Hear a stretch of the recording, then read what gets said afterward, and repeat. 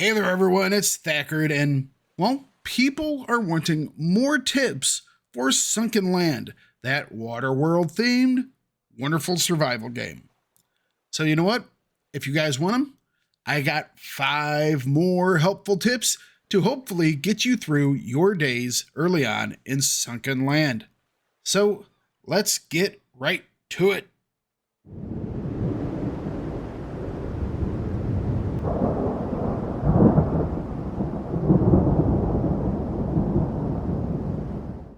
My first tip for you today might sound like common sense, but that should just emphasize how important this is, and that is to build a fishnet as soon as possible. This will require you making a research bench, and will require you to research the fishnet. The great thing about the fishnet is after its initial investment, all it takes is time. You take it, you put it in the water, and then you just wait. Pretty soon, you will have 3 fish, which you can then take and grill up for food, or even better, go to the stove and make real nice recipes. I'm going to sneak in one more item into this build as soon as possible tip that I have given you, and that is the crossbow.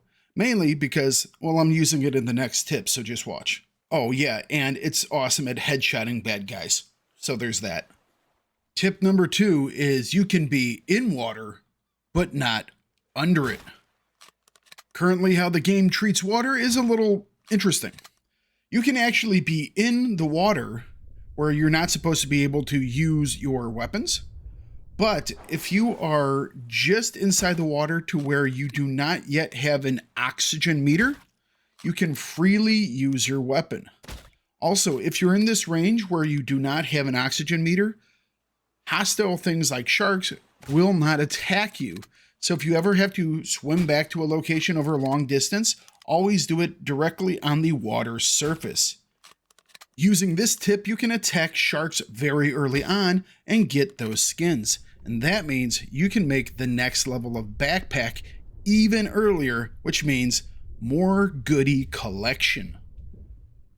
Tip number 3, keep a stack of ammo on your toolbar.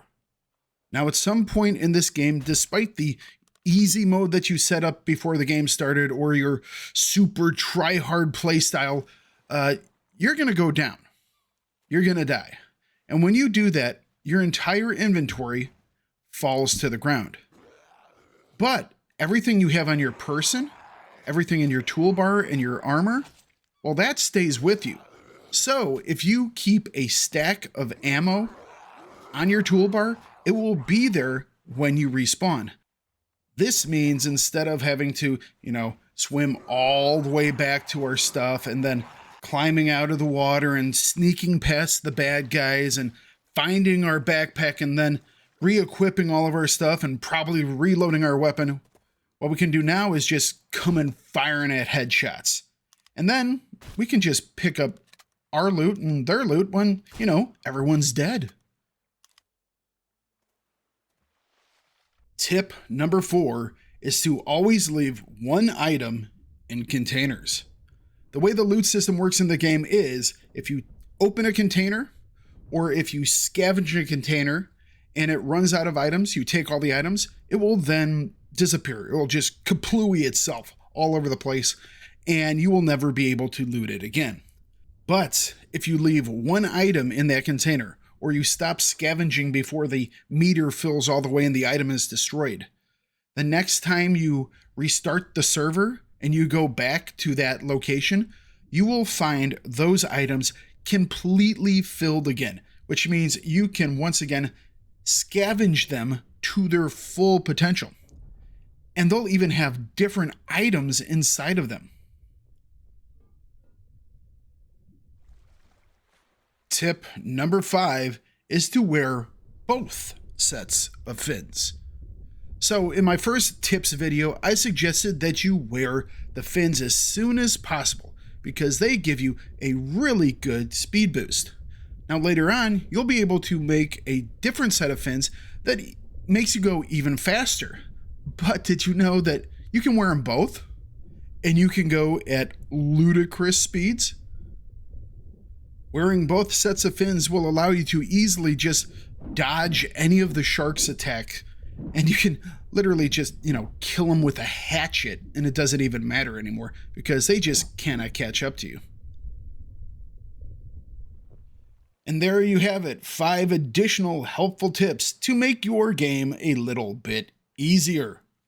If this content helped you out, please give it a thumbs up and consider leaving a comment down below. Doing this makes the YouTube algorithm think that it might be useful for other people that are looking for tips as well. If you have any questions, other tips, or suggestions for videos you would like me to cover in the future, please also leave those down below in the comments. Thank you everyone for watching, and make sure you check in later on this week where I'm going to be doing my first ever build video for that structure in the background. But until then, go out, use these helpful tips to have a fun time in game, and remember to bring it no matter what you do.